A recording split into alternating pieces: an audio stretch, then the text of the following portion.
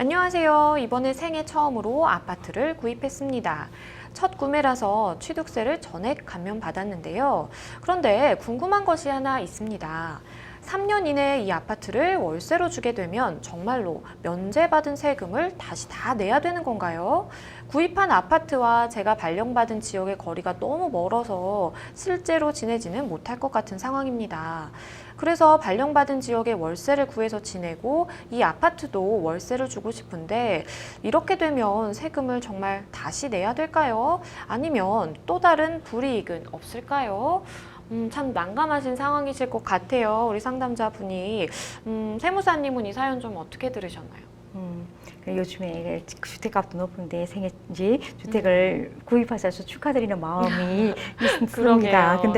근데 안타깝게도 이게 불가항력임에도 불구하고 이렇게 이제 저희가 이제 추징하는 규정이 있어가지고 그 규정에 해버리면 이제 추징 당할 수밖에 없는 상황이라 가지고 이 경우는 이제 제 생애 그게 적용이 안 되는 것으로 보입니다. 참 안타깝습니다. 생애 첫 아파트를 구입을 했고 일단은 취득세 전액 감면을 받았었다라는 말씀을 해주셨는데 그렇다면 이렇게 감면받은 이제 주택 같은 경우에 3년 내에 임대를 할 때 이제 세금을 정말 다 내야 된다라는 이제 말씀이신 건가요? 그렇죠. 추징하게 되는 이제 그 사유가 있는데요. 보통 어떻게 이제 뭐 예를 들어 3개월 내에 이제 90일 내에 전입신고를 하셔야 되고요. 네. 3개월 내에 실거주를 하셔야 돼요. 실거주. 그리고 취득한 날부터 3개월 내에 다른 주택을 사시면 안 돼요. 그래서 1주택을 유지를 해주셔야 되는 거고요. 이제 이 사례에 해당되는 건데 3년 미만인 경우에는요. 뭐 증여하거나 매각하거나 임대를 했을 때는 적용을 못하는 걸로. 그래서 만약에 감면을 받으셨다 하더라도 추징되는 사유가 되는 겁니다. 참 안타깝네요. 그러면 3년 내에 임대를 하시게 되면 뭐 또 다른 불이익이 있을까요?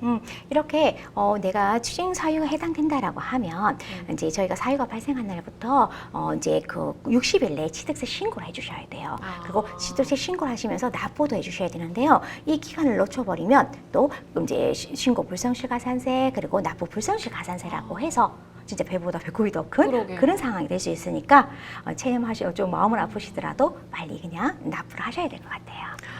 그렇다면 상담자분의 상황에서 사실은 뭐 앞서서도 설명을 좀 해주시기는 하셨는데 어떻게 하는 것이 좀 현명할지 딱 정리를 해주신다면요. 그렇죠. 말씀하신 대로 이제 혜택 받는 요건을 잘 보셔야 되는 거고 그 요건 내에서 이제 뭐 추징 당하게 된다면 그냥 발빠르게 그냥 납부할 수밖에 없는 상황이다라고 볼 수밖에 없네요. 참 안타깝습니다. 그렇다면 일반적인 얘기로 조금 돌아와서 취득세를 감면받기 위한 일정 정도의 조건이 있을 것 같은데 좀 자세히 좀 살펴주시죠. 네. 근데 주택보선 주택이기 때문에 오피스텔은 안 되세요. 오피스텔은 안 되시고요. 만약에 생애 최초로 주택을 구입하신 분이 20세 이상이시면 주민등록증본에 이제 있으시는 동거인 빼고 그분들이 전부 다 무주택자여야 돼요. 그죠? 세대원 중에서 한 분이 이제 생애 최초로 이제 구입을 하셔야 되는 거고 배우자는 만약에 세대를 따라서 별도로 있다 하더라도 이제 포함된다는 건 이제 계속적으로 그러니까 부부는 한 몸이에요. 부부는 한 몸이라고 생각하시면 되는 거고요. 그리고 이제 소득적인 것도 있으세요. 그래서 전체 세대원 중에서 취득자하고 배우자가 합쳐가지고 그죠? 종합소득이 7천 이하여야 된다. 그리고 요거는 전년도 소득 기준으로 해서 적용이 된다라고 하는 거 주의하시면 될 것 같아요. 사실은 취득세 감면 혜택을 딱 받으시면은 뭔가 굉장히 좀 절세를 한 것 같고 뭔가 이제 국가가 주는 혜택을 누린다라고 해야 될까요? 본인이 어쨌든 굉장한 좀 혜택을 누린 것 같아서 굉장히 일단 기분이 좋으신데 앞서서도 설명을 해주신 것처럼 추징을 당하지 않기 위해서는 또 여러 가지 요건들을 잘 생각을 하셔야 되는 것이고 내가 정말 그 요건을 충족을 시킬 수 있나라는 부분에 대해서 한 번쯤 좀 짚고 넘어가시는 게 좀 필요하실 것 같아요. 그렇다면 이렇게 취득세 감면 혜택을 받으셨을 때 좀 유의해야 될 것들이 있다면 어떤 게 있을까요?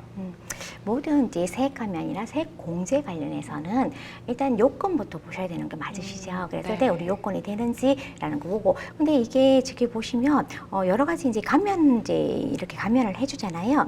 감면했을 때 이제 뭐 100% 감면해 주는 것도 있고 50% 감면이 되고 있는데 요게 이제 가격에 따라서 또 다르잖아요. 그러면 그게 공시 가격이냐 아니면 실거래 가격이냐에 따라서 다르기 때문에 이 금액적인 거 이렇게 요건을 좀 이제 좀 세부적으로 정확하게 좀 보셔야 되는 거 하나 있고요.